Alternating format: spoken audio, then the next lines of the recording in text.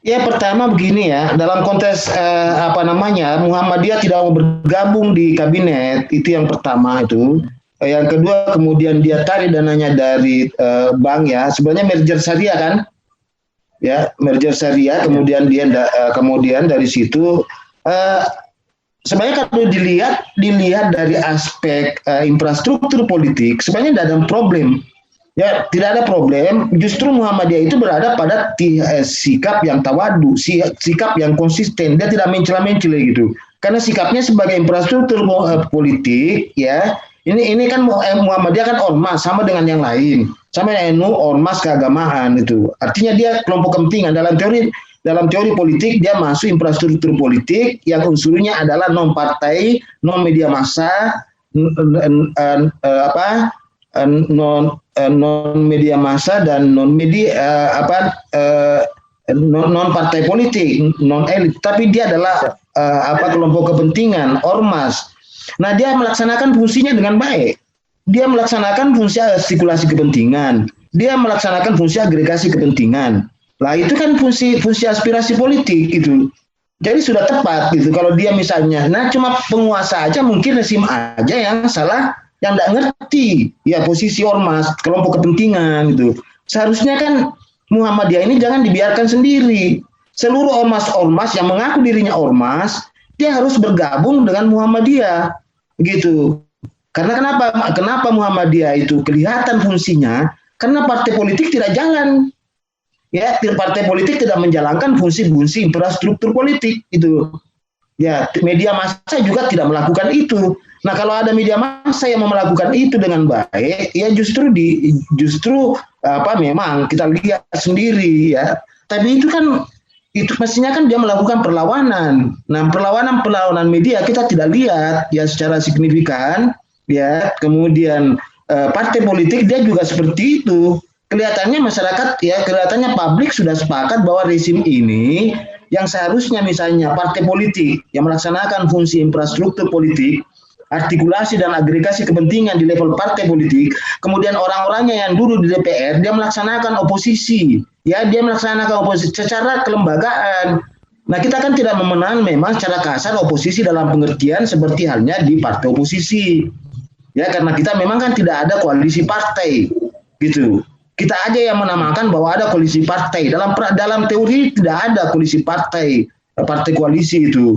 Karena itu tidak ada oposisi dalam pengertian berhadapan. Tapi kalau di dalam pengertian dalam pengertian pelembagaan oposisi, DPR itulah sebenarnya itu.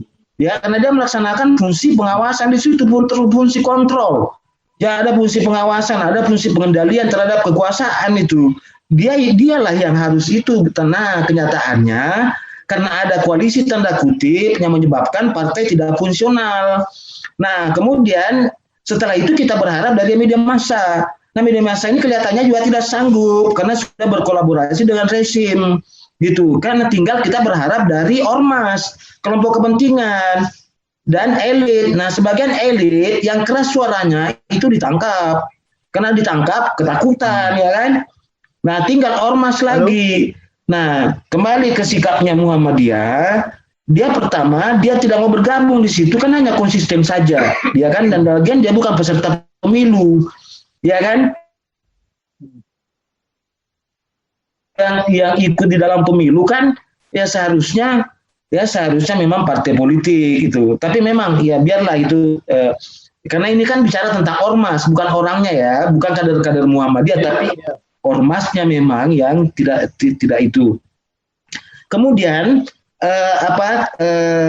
penarikan dananya dia secara besar-besaran. Kita juga memang harus akui ya bahwa salah satu modelnya Muhammadiyah itu pertama dia sebelahnya mandiri dalam pendanaan. Ya dugaan saya ada dia intuisi politiknya Muhammadiyah sudah jalan ya.